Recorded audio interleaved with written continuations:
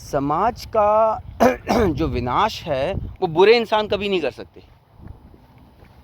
समाज का विनाश होता है अच्छे इंसानों के कारण। जब अच्छे इंसान बोलना बंद कर दें, जब अच्छे इंसान गलत चीज़ को अपोज करना बंद कर दें, ठीक है, अच्छे इंसान अपने अपने से मतलब रखना शुरू कर दें, तब समाज का विनाश होता है।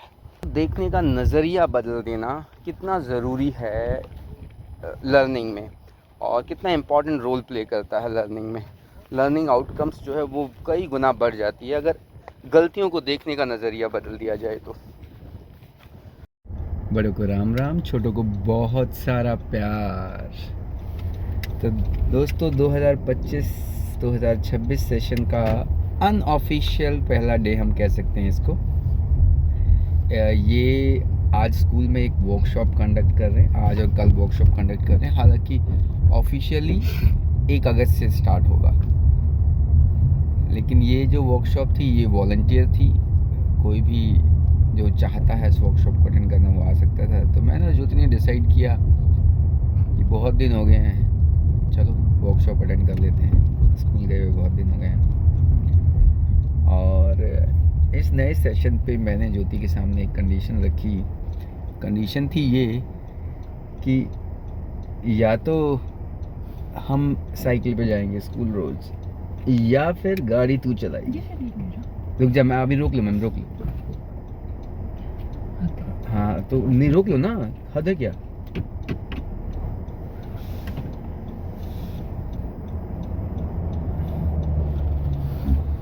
तो इसने कहा ठीक है, गाड़ी में चला लूँगी साइकिल पे जाने से बचने के लिए। मैं ले लेती बेकार में। नहीं ले लेती, नहीं कोई बात नहीं। अभी भी उसको वहाँ जाना है, मुझे यहाँ जाना है। मुझे पता है उसको वहाँ जाना है, लेकिन आपको वो रोड उसके कारण दिख नहीं रहा था, ब्लॉक हो गया था आपका। मेरे को वो जो दिख गया था।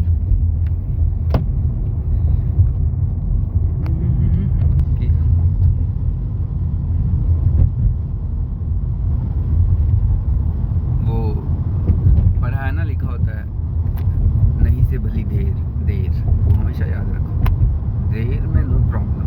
मैं अपने दिमाग से काम करी, वो जा नहीं रहा था।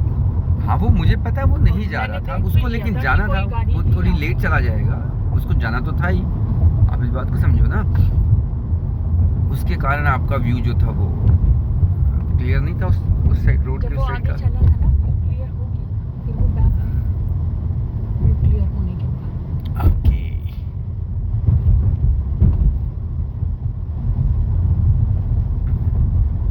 तो आप लोगों के साथ शेयर करेंगे आज वर्कशॉप में क्या कराएंगे वो, ये आप लोगों के साथ शेयर करूँगा मैं।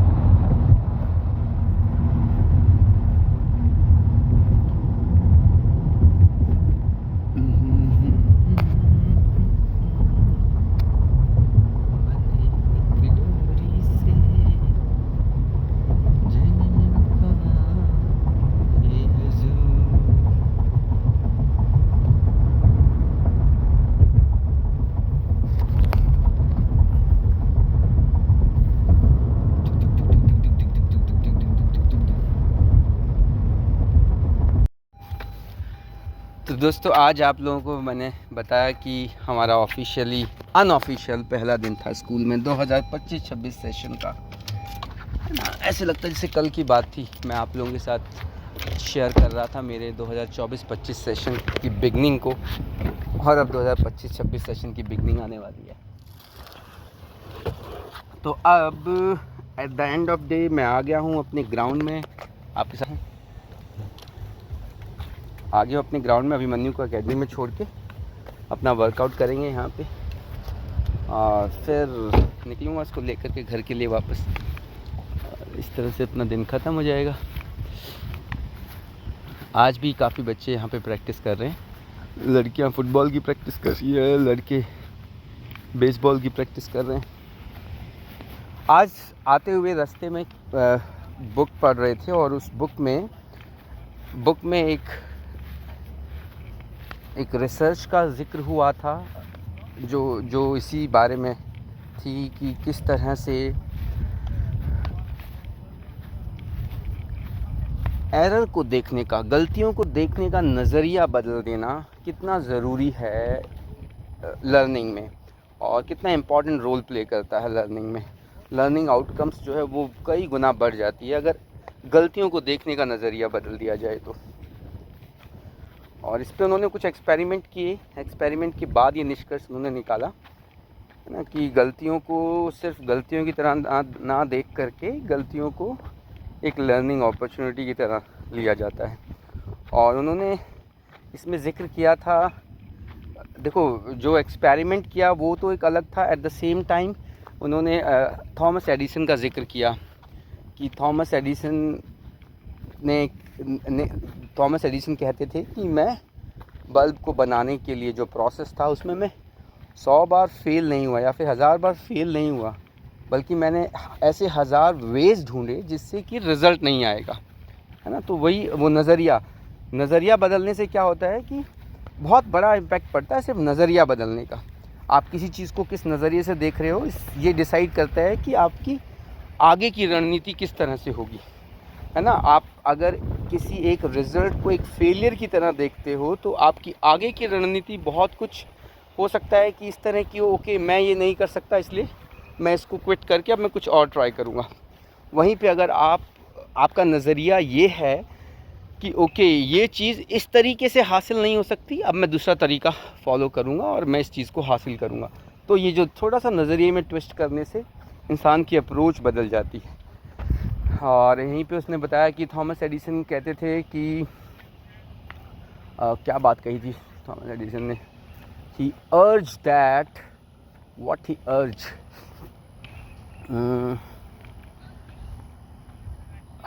he urged that perseverance during the phase of error, मतलब कि जब आप जिस फेज़ में आपसे गलतियां हो रही हैं, जिस समय आप गलतियां कर रहे हैं किसी भी प्रोसेस के अंदर, उस समय अगर आप कंटिन्यू एफर्ट्स अपने रखते हैं, यही है सक्सेस की तो ये उन्होंने कहा था कि सक्सेस का मंत्र यही है कि जब आपको रिज़ल्ट नहीं मिल रहा उसके बावजूद भी आप उस पाथ पे सस्टेन कर रहे हैं अपने आप को, है ना। आप एनालाइज कर रहे हैं, आप सोच रहे हैं, आप कॉन्टीन्यूसली चेंजेस कर रहे हैं, कॉन्शियसली आप चेंजेस कर रहे हैं अपनी स्ट्रैटेजी में और बढ़ते जा रहे हैं, बजाय कि आप उस रास्ते को चेंज कर दें, तो सक्सेस ज़रूर मिल जाती है। ये बात कही थी। और बड़ा एक और आपके साथ इंसिडेंट में शेयर करता हूँ। मैं अभी जब आ रहा था तो मैंने देखा कि जब एकेडमी में मैंने अभिमन्यु को ड्रॉप किया, तो अभिमन्यु को ड्रॉप करने के बाद जब मैं निकला वहाँ से तो एकेडमी के बाहर काफ़ी बच्चे थे, तो जो गाड़ियाँ वहाँ से जा रही थी वो बहुत स्लो स्पीड में जा रही थी, मतलब इतनी धीरे चल रही थी जैसे आदमी पैदल चलता हो।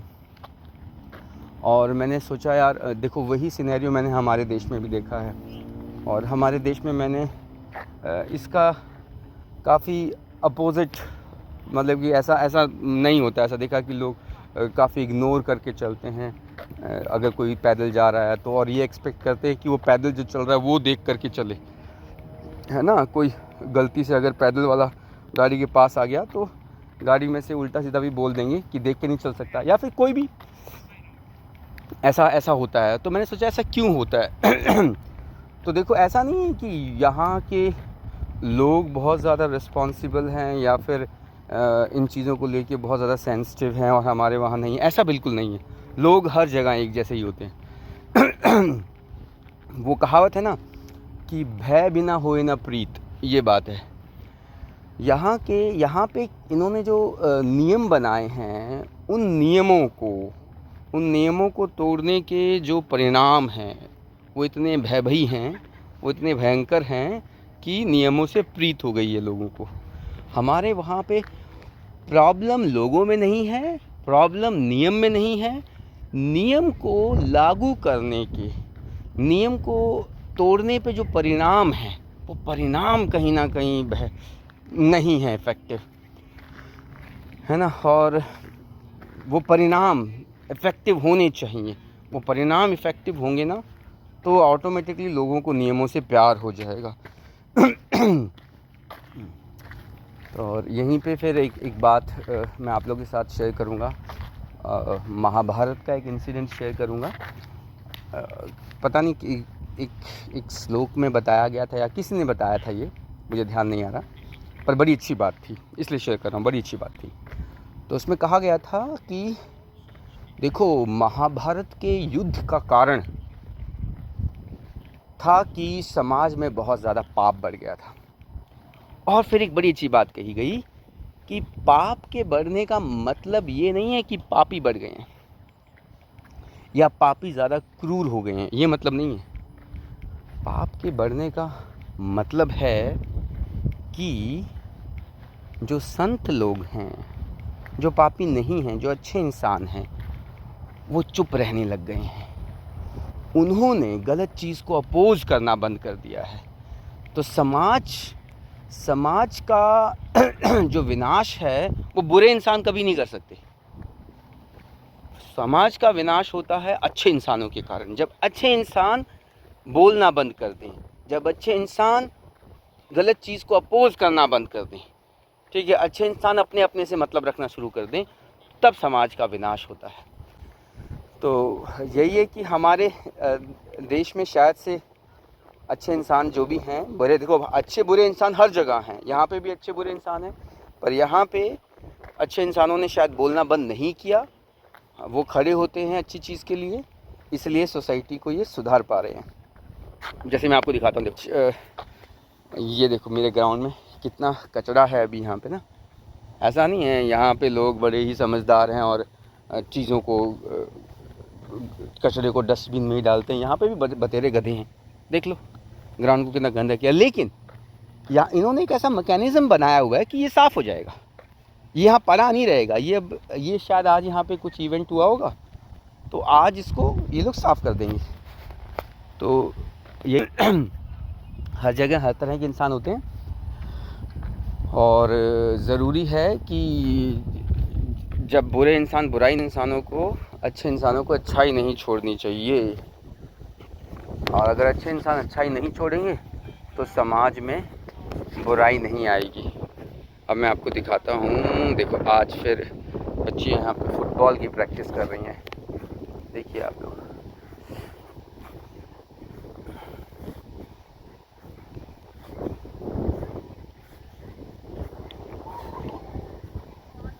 फुटबॉल ड्रिल चल रही है। हाई स्कूल है ये, काफ़ी बड़ा एक, तो इस हाई स्कूल के बच्चे हैं ये।